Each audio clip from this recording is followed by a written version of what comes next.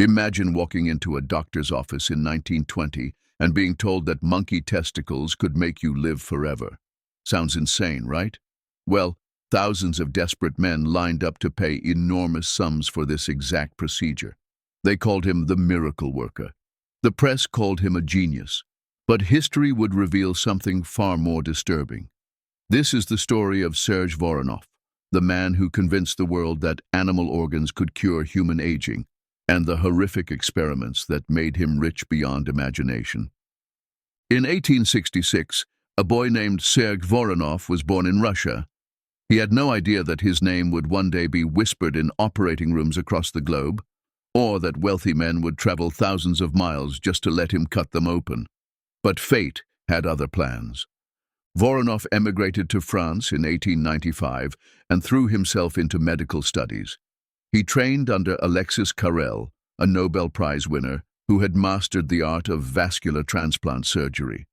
Under Carrel's guidance, Voronoff learned to connect blood vessels with surgical precision that seemed almost supernatural for the time. This skill would later become his weapon of choice. But it was his time in Egypt between 1896 and 1910 that truly shaped his obsession. While serving as a doctor there, Voronoff became fascinated by something disturbing. He studied eunuchs, men who had been castrated, and noticed they aged faster than other men. Their skin sagged earlier, their energy faded quicker. Their minds seemed to deteriorate sooner. This observation planted a seed in Voronoff's mind. If removing testicles caused rapid aging, then maybe adding fresh testicles could reverse it. The logic seemed simple enough, but the execution would prove to be anything but simple. Back in France, Voronoff began experimenting on animals. He transplanted testicles between sheep, goats, and bulls. By 1926, he had performed over 500 of these procedures. The animals seemed to respond well, at least in his eyes. They appeared more energetic, more virile. Success, he thought. But animals weren't enough. Voronoff had bigger plans. On June 12, 1920, medical history took a dark turn. Voronoff performed his first human transplant. But this wasn't human to human. This was something far more radical. He took thin strips of chimpanzee and baboon testicle tissue and carefully inserted them into a man's scrotum. The goal was for the animal tissue to fuse with the human tissue, creating some kind of biological hybrid. The patient survived, and according to Voronoff, the man felt better than he had in years. Word spread quickly through the medical community and beyond. By 1923, Voronoff was presenting his work to over 700 surgeons at the International Congress of Surgeons in London. These weren't quack doctors or desperate charlatans. These were respected members of the medical establishment, and they were impressed. The applause was thunderous. The praise was overwhelming. But what exactly was Voronoff promising these men?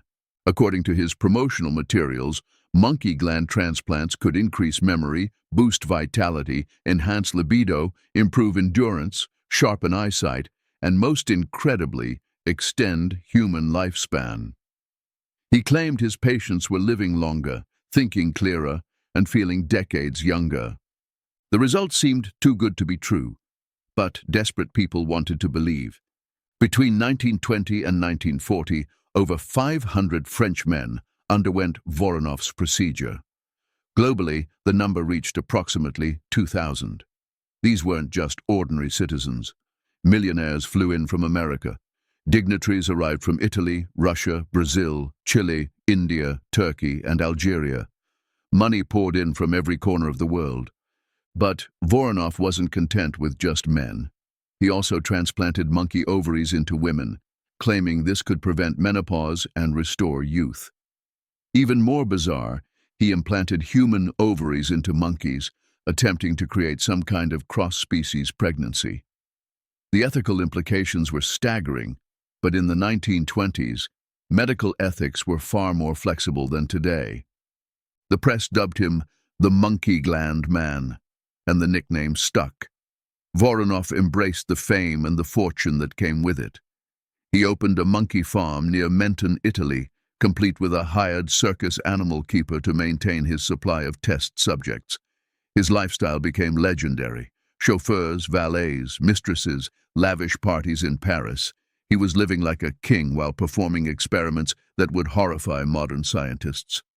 Before you click away, make sure you're subscribed, because what happens next will change everything you thought you knew about medical history. Voronoff's influence spread far beyond operating rooms. Other practitioners worldwide began adopting his techniques. The cultural impact was enormous. Poet E. Cummings referenced him in verse. Arthur Conan Doyle wrote a Sherlock Holmes story called The Creeping Man that echoed the public's fascination with glandular experiments. There was even a cocktail called the monkey gland that became popular in fashionable bars. But success built on shaky foundations rarely lasts forever. As the 1930s progressed, the scientific community began to change. Understanding of immunology advanced rapidly. Researchers started to grasp how the human immune system actually worked. They learned about tissue rejection, hormones, and the placebo effect. The more they learned, the more skeptical they became of Voronoff's claims. Critics began calling his work witchcraft and magic rather than science. They pointed out that his patients' improvements might have nothing to do with monkey glands. Maybe these wealthy men felt better simply because they believed they would feel better. Maybe the elaborate surgery, the expensive treatment, and the celebrity doctor were creating psychological rather than physical benefits. The final blow came in 1935 when scientists successfully isolated testosterone. They discovered that injecting this hormone directly into patients didn't produce the dramatic results Voronoff claimed. If testosterone was the key to male vitality, and pure testosterone wasn't creating miraculous transformations, then what was really happening in Voronoff's operating room? By 1935, his methods were falling out of favor. By 1940, they were considered obsolete. The man who had once been hailed as a genius was now viewed as a relic of a more gullible age. But Voronoff's story didn't end with his downfall. His work, despite its flaws, contributed to legitimate advances in transplant surgery. Modern xenotransplantation and allotransplantation owe some debt to his pioneering, if misguided, efforts. His research deepened medical understanding of physiology and hormones, even if his conclusions were wrong.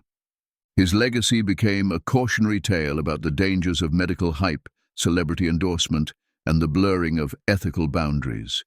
It showed how desperate people will embrace almost any promise of youth and vitality, regardless of the risks or the lack of solid evidence. The story also highlighted the power of the placebo effect. Many of Voronoff's patients genuinely felt better after their procedures. They reported increased energy, improved mood, and renewed interest in life. But these benefits had nothing to do with monkey glands and everything to do with the power of belief and expectation. Voronoff's influence extended into literature and popular culture long after his medical career ended. Russian author Mikhail Bulgakov wrote Heart of a Dog, a novel clearly inspired by glandular transplant experiments. The monkey gland cocktail remained popular in bars for decades. References to his work appeared in songs, books, and films throughout the 20th century. What makes Voronoff's story particularly disturbing is how easily respected medical professionals accepted his claims. The 700 surgeons who applauded him in London weren't fools. They were educated, experienced doctors who should have demanded better evidence. But the promise of conquering aging proved too tempting to resist. The patients who underwent his procedures weren't stupid either. They were successful, wealthy individuals who could afford the best medical care available. Yet they chose to let a man implant animal organs into their bodies based on little more than testimonials and hope. This speaks to something fundamental about human nature. When faced with mortality, people will try almost anything to buy more time. The fear of aging and death can override rational thinking and scientific skepticism. Voronoff understood this psychology and exploited it masterfully. His monkey farm in Italy became a symbol of the entire enterprise. Dozens of primates lived in cages, waiting to be sacrificed for human vanity. The circus animal keeper who tended them must have wondered what kind of world he was living in. Animals being harvested for their organs, wealthy men traveling thousands of miles for surgery based on questionable science, and a doctor getting rich from it all. But perhaps the most troubling aspect of Voronoff's work was his experiments on women. Transplanting monkey ovaries into human females was even more invasive and dangerous than the male procedures. The women who underwent these operations were often desperate to maintain their youth and fertility. They trusted Voronoff with their lives based on his reputation and promises. Even stranger were his attempts to impregnate monkeys with human ovaries. The goal was apparently to create some kind of hybrid offspring or to study human reproduction in animal subjects. The ethical implications were staggering, but in the 1920s, animal rights were barely considered, and informed consent was a loose concept. The decline of Voronoff's empire was as dramatic as its rise. As scientific understanding advanced, his procedures were exposed as elaborate placebo treatments at best and dangerous quackery at worst. The wealthy patients who had once praised him began to feel foolish. The medical establishment that had once celebrated him started to distance itself from his work. By the time World War II began, Voronoff was largely forgotten. The man who had once been featured on magazine covers and invited to prestigious medical conferences had become a cautionary tale told in medical schools. But the lessons of his story remain relevant today. In an age of anti-aging treatments, experimental procedures, and celebrity doctors, Voronoff's rise and fall serves as a reminder to demand evidence, question claims, and be wary of anyone promising miraculous results. The monkey gland doctor may be gone, but the human desires he exploited remain unchanged. People still want to live forever, look younger, and feel more energetic. The challenge is distinguishing between legitimate medical advances and elaborate deceptions designed to profit from our deepest fears and desires. What's most chilling about Voronoff's story isn't just what he did, but how easily he convinced the world to believe him. Because right now, in laboratories around the globe, scientists are working on procedures that sound just as impossible as monkey gland transplants once did. The question isn't whether these new treatments will work. The question is whether we've learned enough from history to tell the difference between genuine breakthroughs and elaborate cons. And based on what's happening in some of today's most prestigious medical institutions, that answer might surprise you more than you think.